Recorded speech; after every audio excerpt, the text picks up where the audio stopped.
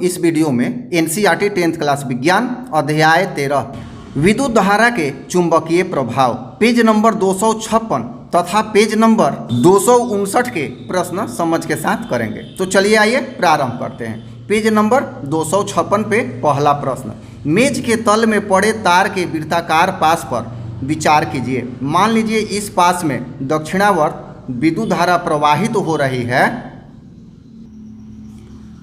दक्षिण हस्त अंगुष्ठ नियम को लागू करके पास के भीतर तथा बाहर चुंबकीय क्षेत्र की दिशा ज्ञात कीजिए। ये आप एक वृत्ताकार पास देख रहे हैं और इसमें विद्युत धारा दक्षिणावर्त दिखाई दे रही है। तो चित्र हम इस तरह से बनाएंगे, आप चाहें तो स्क्रीनशॉट ले सकते हैं। अब यहाँ पर मैक्सवेल का दक्षिण हस्त अंगुष्ठ नियम लागू करना है, तो इसके क्या परिणाम निकलेंगे।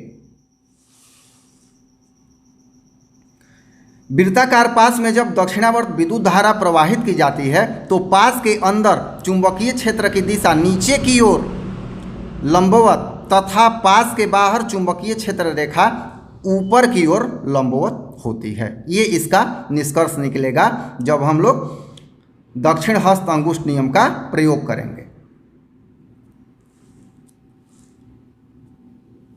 प्रश्न नंबर 2, किसी दिए गए क्षेत्र में चुंबकीय क्षेत्र एक समान है, इसे निरूपित करने के लिए आरेख खींचिए। तो हम जानते हैं कि परिनालिका के अंदर चुंबकीय क्षेत्र रेखाएं एक समान होती हैं और ये इसका आरेख यहाँ पे दिया हुआ है। तो जब भी चुंबकीय क्षेत्र रेखाएं सीधी या समांतर पूछे तो सीधे परिनालिका वाले इस चित्र को हम ध्यान में लाएंगे और प्रश्न को हल कर लेंगे। तीसरा नंबर प्रश्न, किसी विद्युत धारावाही सीधी लंबी परिनालिका के भीतर चुंबकीय क्षेत्र होता है। उत्तर, किसी विद्युत धारावाही सीधी लंबी परिनालिका के भीतर चुंबकीय क्षेत्र सभी बिंदुओं पर समान होता है। बस ये छोटा सा प्रश्न है, इसका आंसर 2 लाइन में है कि किसी विद्युत धारावाही सीधी लंबी परिनालिका के भीतर चुंबकीय क्षेत्र पर सभी बिंदु चुंबकीय क्षेत्र सभी बिंदुओं पर एक समान होता है। अब पेज नंबर 259 के प्रश्न नंबर पहला, किसी प्रोटॉन का निम्नलिखित में से कौन सा गुण किसी चुंबकीय क्षेत्र में मुक्त गति करते समय परिवर्तित हो जाता है। तो उत्तर लिखेंगे, किसी प्रोटॉन का वेग तथा संवेग चुंबकीय क्षेत्र में गति करते समय बदल सकता है। देखिए यहाँ वेग जो है मोमेंटम अर्थात संवेग से रिलेटिव है। तो क्योंकि संवेग बराबर होता है mv अर्थात मास गुना वेलोसिटी। तो जब भी वेग बदलेगा आपका संवेग भी यहाँ प्रोटॉन अपना चेंज कर लेगा, क्योंकि ये दोनों रिलेटेड हैं। प्रश्न में विकल्प दिया है और कह रहा है कि एक से अधिक विकल्प सही हो सकते हैं, तो यहाँ वेग और संवेग बदल जाएगा। प्रश्न नंबर 2, क्रियाकलाप 13.7 में हमारे विचार से छड़ AB का विस्थापन किस प्रकार प्रभावित होगा। यदि यहाँ पर 3 प्रश्न पूछ रहा है। AB छड़ में प्रवाहित विद्युत धारा में वृद्धि हो जाए, दूसरा अधिक प्रबल नाल चुंबक प्रयोग किया जाए, तीसरा छड़ AB की लंबाई में वृद्धि कर दी जाए। तो तीनों को बारी बारी से समझते हैं। पहला देख लेते हैं। छड़ AB में प्रवाहित विद्युत धारा में वृद्धि कर दी जाए तो लगने वाला बल बढ़ जाएगा। यदि छड़ आकर्षित हो रही है तो और अधिक आकर्षित होगी। बिल्कुल लिखने से स्पष्ट हो गया है, अब विशेष समझने की आवश्यकता नहीं है कि बल बढ़ जाएगा तो और अधिक आकर्षित होगी। कब? जब विद्युत धारा में वृद्धि कर दी जाए तब।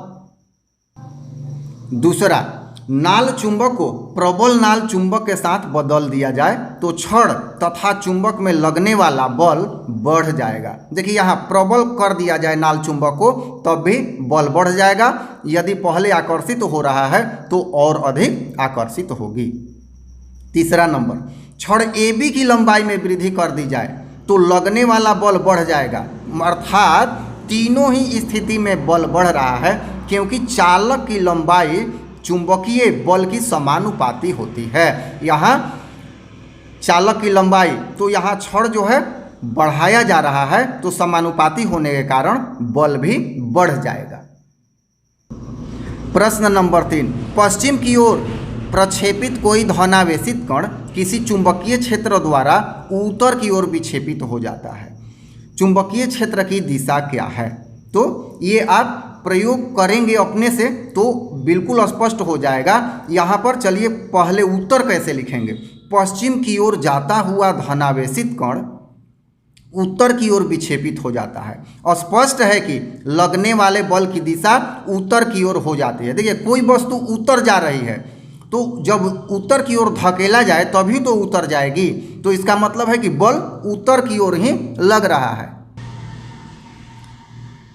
तो यहाँ पर फ्लेमिंग के वाम हस्त नियमानुसार चुंबकीय क्षेत्र ऊपरी मुखी होगा। यहाँ पर फ्लेमिंग का जो बाएं हाथ का नियम है उसके अनुसार जो चुंबकीय क्षेत्र है, चुंबकीय क्षेत्र कौन होता है यहाँ पर, तो चुंबकीय क्षेत्र तर्जनी हो जाती है। मध्यमा ये विद्युत धारा की दिशा होती है और अंगूठा बल की दिशा होती है। तो यहाँ चुंबकीय क्षेत्र ऊपरी मुखी होगा, अर्थात फ्लेमिंग के बाएं हाथ के नियम का प्रयोग करेंगे तो तर्जनी हमारा ऊपर की ओर हो जाएगा।